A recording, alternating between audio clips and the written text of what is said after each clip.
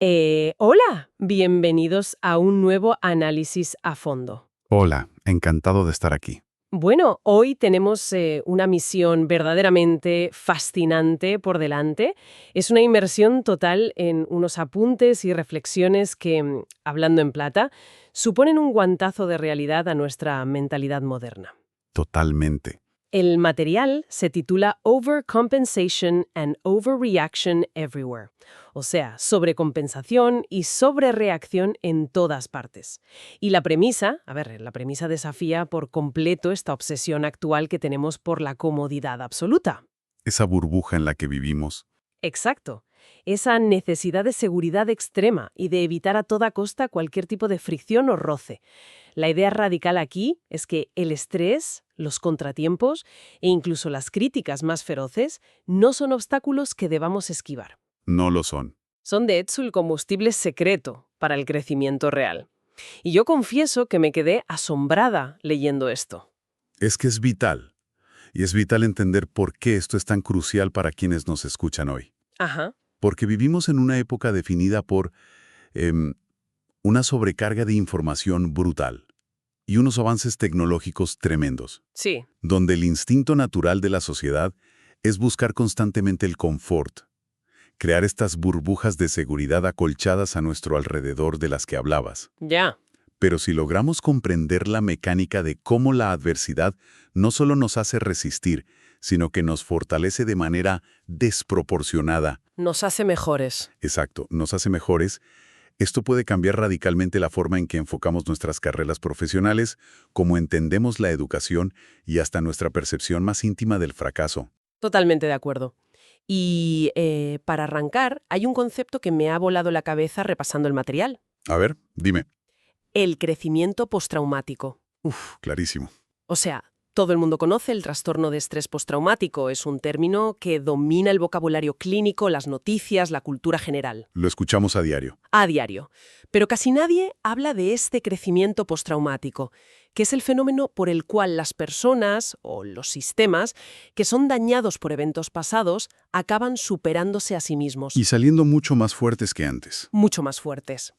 Y lo irónico de todo esto es que, aunque hoy en día parecemos enfocarnos casi exclusivamente en la fragilidad, la cultura popular siempre lo ha sabido. Sí, la sabiduría tradicional. Claro, nuestras abuelas ya decían aquello de que lo que no te mata te hace más fuerte, o que el sufrimiento forja el carácter. Era algo muy evidente en las civilizaciones antiguas. Y lo fascinante de esto es ver cómo esa sabiduría antigua choca frontalmente con nuestras estructuras modernas. Y las consecuencias reales que eso tiene. Claro. Porque el peligro del confort extremo no es solo una teoría filosófica, es algo real y cuantificable. Pensemos por un momento en la aviación comercial. Vale, buen ejemplo. La automatización de los aviones modernos es una absoluta maravilla de la ingeniería. Sí, los aviones vuelan solos. Pero está dejando a los pilotos sin suficientes desafíos durante el vuelo. El viaje se ha vuelto tan inmensamente cómodo que resulta peligrosamente cómodo. Claro, porque el cerebro se pone en modo reposo. Exactamente. Esta falta de estímulo constante adormece la atención por completo. Te confías. Te confías. Y cuando de repente surge una anomalía y suenan las alarmas, el piloto lleva horas sin estar verdaderamente conectado con la máquina. Madre mía. Y esto ha llegado a causar accidentes trágicos. La propia Administración Federal de Aviación, la FAA, Que irónicamente fue la que impulsó la automatización. efectivamente, la misma agencia que forzó a la industria a depender más de los sistemas automáticos por una supuesta seguridad, ha tenido que dar un paso atrás. ¿Han tenido que rectificar? Han admitido que los pilotos están abdicando demasiada responsabilidad. Y fíjate, ya lo advertía Catón el censor en la antigua Roma. ¿Ah, sí? Sí, veía cualquier forma de comodidad excesiva como un camino directo hacia la decadencia. Temía profundamente el debilitamiento de la voluntad humana. Vale, pero frena un momento ahí, porque me surgen algunas dudas al leer esto. Cuéntame. Si llevamos esta idea del peligro del confort a otros ámbitos, choca de lleno con cómo entendemos el mundo profesional hoy. Claro, el paradigma actual. Piensa en la innovación, por ejemplo. El mito tremendo que nos venden desde todas partes es que para innovar hace falta un entorno súper controlado. Con mucha seguridad. Una financiación burocrática enorme, salas de descanso con futbolines, puffs de colores. Y poner a un grupo de personas en un laboratorio impecable de una escuela de negocios muy prestigiosa, liderados por un profesor súper condecorado. Sí, la imagen idílica de la startup del centro de I+D. Eso es. Y sin embargo, si repasamos la historia de la tecnología y de la ciencia, rara vez funciona así de verdad. Ya. Esa visión corporativa ignora que la verdadera innovación surge de meterse en problemas serios, De la necesidad. de la pura necesidad de supervivencia. Si miramos la revolución industrial, o incluso los orígenes más salvajes de Silicon Valley en los garajes, ¿Cierto? hay una contribución desproporcionada de técnicos sin educación formal, de emprendedores empedernidos que no tenían ninguna red de seguridad debajo. Se la jugaban toda. El motor no fue la comodidad de un laboratorio financiado por el Estado, fue la urgencia. Como se suele decir, la necesidad es verdaderamente la madre de la invención. Totalmente. Intentar forzar la innovación desde situaciones de seguridad y previsibilidad absolutas es sencillamente ignorar cómo funciona la naturaleza humana. O sea, resumiendo, cuando la vida te da limones, el instinto de supervivencia es lo que te hace inventar la máquina de hacer limonada. Exacto. Y lo curioso, fíjate, es que esta mecánica de la sobrecompensación se esconde en los lugares más cotidianos que podamos imaginar. En el día a día. Hay una paradoja brutal con la atención y la gestión del tiempo, que estoy segura de que a gran parte de la audiencia le va a sonar. A ver, Imagínate que necesitas urgentemente que se haga una tarea importantísima en la oficina. La lógica básica te diría que se la des al que tenga la tarde libre. lo cual suele ser un error terrible. Un error garrafal. Se la tienes que dar a la persona más ocupada de la oficina. Siempre. El tiempo libre, curiosamente, nos vuelve disfuncionales y perezosos. Entramos en letargo, Nos relajamos demasiado. mientras que estar hasta arriba de trabajo nos mantiene en un estado de alerta que nos obliga a ser hipereficientes. El estrés actúa como foco. Es la misma razón por la que imagínate que te bajas de un vuelo intercontinental de 12 horas. Reventado. Reventada, sí, la intuición te dice que te vayas a la cama directa. Pero a menudo lo que realmente te resetea y te quita el jet lag es irte al gimnasio. Forzar la máquina. Forzar a tu cuerpo con un buen esfuerzo físico. Esa es la famosa paradoja de la atención. Obligas al sistema a sobrecompensar de golpe. Y esta misma dinámica se aplica a cómo procesamos la información y cómo nos comunicamos. Ah, ahí quería llegar, porque me encantó el truco de oratoria que se menciona en los apuntes. Es genial. Es muy contraintuitivo. Mucho. Cuando alguien da una conferencia importante, los organizadores siempre esperan una articulación perfecta. Estilo presentador de televisión. Eso, proyectando la voz hasta la última fila del auditorio. Pero resulta que a veces es muchísimo más efectivo hacer justo lo contrario. Bajar el tono. Bajar el tono, casi susurrar, ser ligeramente inaudible. Hay una ciencia muy profunda detrás de ese aparente autosabotaje. En psicología, este esfuerzo mental adicional que le exiges al oyente activa lo que se llama la disfluencia. La disfluencia, exacto. Al obligar a la audiencia a fruncir el ceño y esforzarse activamente por escuchar lo que dices, los obligas a cambiar de marcha mentalmente. A salir del piloto automático. Pasan de un sistema cerebral intuitivo, relajado y más superficial a una maquinaria cerebral mucho más analítica, atenta y vigorosa.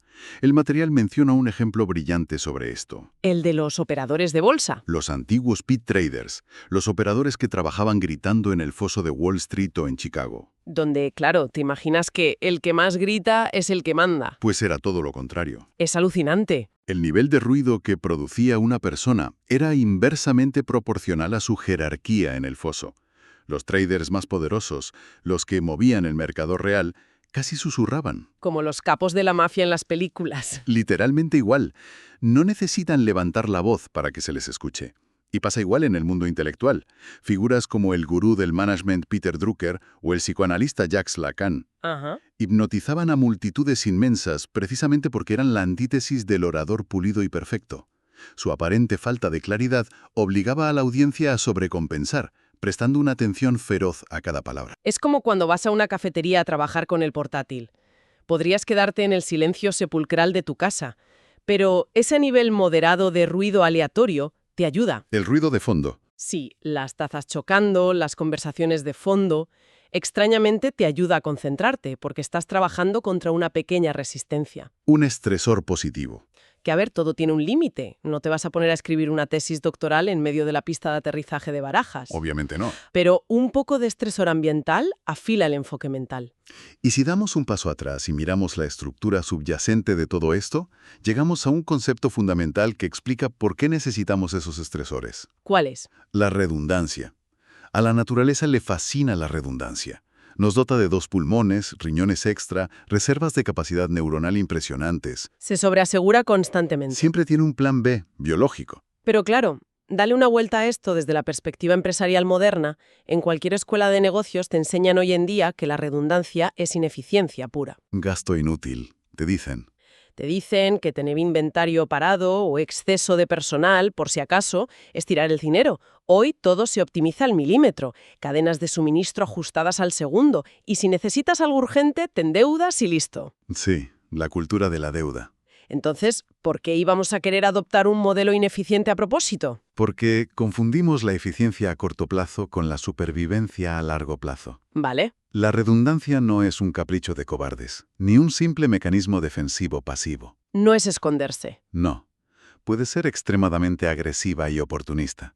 Imagina que tienes reservas extra de fertilizante, de petróleo o de liquidez pura en tu empresa. Un colchón grande. Si hay una crisis repentina en el mercado global o una ruptura de la cadena de suministro, el competidor que estaba hiperoptimizado quiebra al día siguiente. Porque no tiene margen de maniobra. Exacto.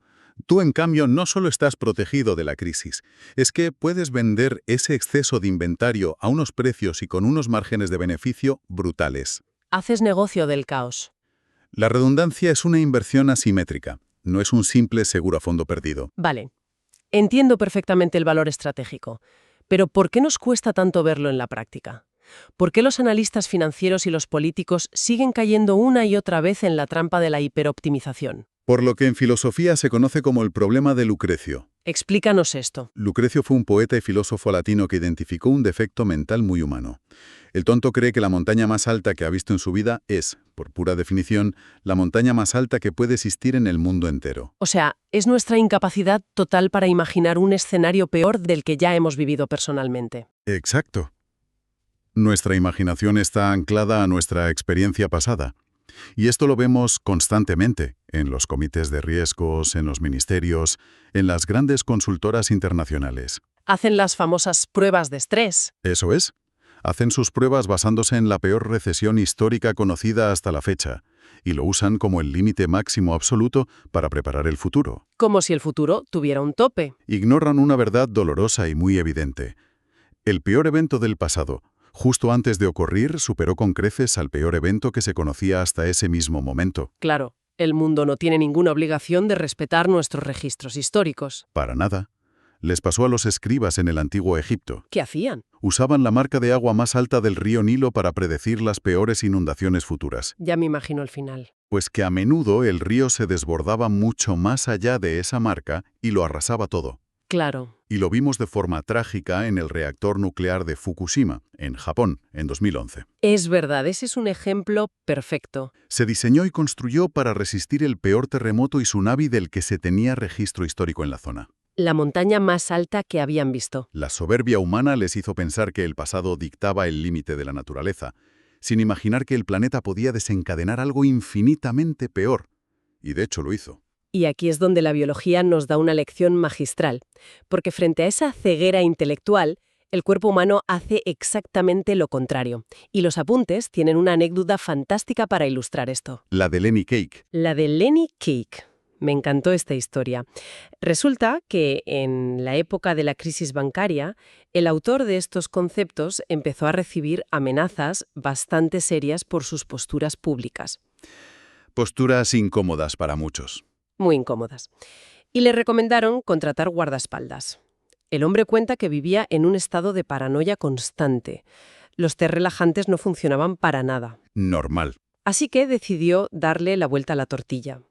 En lugar de contratar a un guardaespaldas, iba a entrenar para parecerse a uno. Y ahí es donde entra Lenny en escena. Un personaje peculiar. Un entrenador de 60 años que pesaba 130 kilos, apodado Cake por su afición incontrolable a las tartas y que básicamente era la persona más intimidante de toda la ciudad. Y fíjate que la metodología de este hombre, de Lenny, es la encarnación biológica pura de la sobrecompensación de la que hablamos. Sí. Nada de rutinas aeróbicas aburridas o series interminables con pesas ligeras. Su filosofía se basaba en buscar la repetición máxima, el famoso 1RM en el mundo del entrenamiento de fuerza. Ir al límite. Iba al gimnasio con un único objetivo: intentar levantar una cantidad de peso extremo que rozara su límite absoluto, una o dos veces. Y al someter al cuerpo a ese estrés límite, la biología reacciona de una manera que los burócratas no logran entender. Claro, porque la lógica nos diría que si levantas 150 kilos y te vas a descansar y a comerte un buen chuletón, tu cuerpo se recuperará justo hasta el punto de poder volver a levantar esos 150 kilos. Eso dictaría un modelo lineal. Pero no, el cuerpo no es tonto. Ante ese trauma físico enorme, asume que la próxima vez el peligro podría ser aún mayor. Así que sobrecompensa. Genera tejido nuevo. Se prepara para levantar 155 kilos. Esa es la redundancia biológica en pura acción. El cuerpo humano, a diferencia de los modelos de riesgo financieros que hablábamos, no se prepara para luchar la última guerra. Se prepara para la próxima. Sobredispara su respuesta, anticipando que el futuro siempre puede traer un estresor de mayor intensidad. Y le funcionó de maravilla al autor, por cierto. Cuenta que dejó de tener paranoia de inmediato, y de regalo, los pesados conductores de limusinas del aeropuerto, que siempre le acosaban ofreciendo viajes, le empezaron a dejar en paz. Al verle aparecer con aspecto de matón. Con aspecto de matón de discoteca. Pero la gran pregunta es, ¿esto se queda solo en levantar hierro en el gimnasio o en la biología celular? No, esto va mucho más allá. Si sacamos esto a la calle, ¿qué pasa cuando aplicamos fuerza bruta a, digamos, un movimiento político o a una rebelión social? Que logras exactamente el efecto contrario al que buscas. Castigos, la censura y la represión violenta son estresores que, lejos de apagar las revoluciones, las alimentan. ¿Les echan gasolina? Ya lo documentaba Séneca en la antigüedad. En su tratado sobre la clemencia notaba que los árboles que son podados con agresividad echan innumerables ramas nuevas. ¡Qué metáfora tan buena! Cuando un Estado reprime con mano dura y crea mártires, no asusta a la multitud. La muta, la alimenta con ira y propósito. Hay una vieja canción de las rebeliones irlandesas que lo resume de forma poética y demoledora. ¿Qué dice? Dice: «Cuanto más altas construyas vuestras barricadas, más fuertes nos volvemos». Tratar de reprimir un movimiento de base con pura fuerza bruta es no entender cómo funciona la naturaleza humana. E incluso bajando al terreno más íntimo de todos, el de las relaciones humanas, vemos esta misma dinámica retorcida. En el amor también. En el amor. Pensemos en lo que los apuntes llaman amores refractarios, estas pasiones obsesivas que, paradójicamente, crecen desproporcionadamente cuanto peor son tratadas. Es fascinante. Es como si el desprecio y los impedimentos fueran gasolina para el fuego romántico. La literatura está llena de estos ejemplos que retratan la psicología humana a la perfección. Pensemos en Proust. En busca del tiempo perdido. Su personaje Swann, un marchante de arte sofisticado y de la alta sociedad que se enamora perdidamente de Odette, una mujer que lo ignora sistemáticamente y lo maltrata emocionalmente. Sí. Cuanto más esquiva y fría se muestra ella, más pierde él la cabeza, llegando a humillarse y arrastrarse por unas migajas de su atención. Terrible. O la novela de Dino Buffati, Un amore, ambientada en Milán, donde un arquitecto maduro se obsesiona con una joven bailarina que no hace más que aprovecharse de él y rechazarle. ¿Y no puede dejarla ir? Ese dolor y esa fricción constante son precisamente lo que hace que su deseo sea inextinguible. Y si damos el salto de los sentimientos a la información pura y dura, descubrimos que los datos, las ideas y los secretos tienen esa misma cualidad. La información es indomable. Intentar suprimir información es la manera más rápida y segura de hacer que se propague como un virus. Hay una anécdota genial sobre los astutos venecianos del Renacimiento. Muy buena esa. Si querían que un rumor recorriera toda la ciudad en tiempo récord, iban a una taberna, se lo susurraban a alguien y le imploraban que no dijera nada. Por favor, te lo cuento a ti, pero es un secreto absoluto, no se lo digas a nadie. La censura es la mejor campaña de marketing jamás inventada. La información se alimenta inmensamente de los intentos de dañarla. Pensemos en los libros prohibidos. ¿El índice del Vaticano? El índice de libros prohibidos del Vaticano fue, durante siglos, la mejor lista de recomendaciones de lectura para cualquier mente curiosa. Totalmente. Autores como Graham Greene se beneficiaron enormemente de estar en esa lista. O el caso de Henry Miller, Vendió 1 millón de copias de su polémica obra en apenas un año en Norteamérica, Solo por la prohibición. impulsado casi exclusivamente por el hecho de que el libro había sido prohibido legalmente en 23 estados. Prohibí mi libro. Ese debería ser el sueño de cualquier autor moderno. Hay una regla de oro mental aquí, lo que en psicología e investigación se llama una heurística, un atajo para evaluar la realidad. A ver, Lo único realmente destructivo para un creador, un libro o una idea es la indiferencia. Que te ignoren. Ser aburrido. Una crítica despiadada indica que has tocado un nervio, que alguien ha tenido que invertir una cantidad enorme de su propia energía en intentar detenerte. y eso nos da un radar excelente para medir la calidad del trabajo ajeno. Si quieres evaluar el calibre de un investigador, de un académico o de un pensador independiente, no te fijes en cuántos seguidores complacientes tiene. No. Fíjate en el nivel, en la ferocidad y en la desesperación de su peor detractor.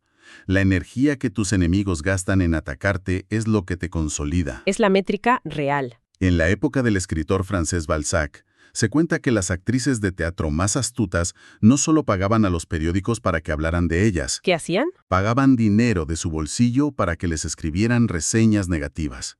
Es increíble. Sabían que la controversia las volvía instantáneamente más intrigantes a los ojos del público parisino. Me parece una jugada maestra. Pero claro, esto nos lleva a una encrucijada crucial. ¿Cómo aplicamos esto a nuestras propias vidas? Porque no todo el mundo puede permitirse el lujo de ser el centro de un escándalo. Eso es muy cierto.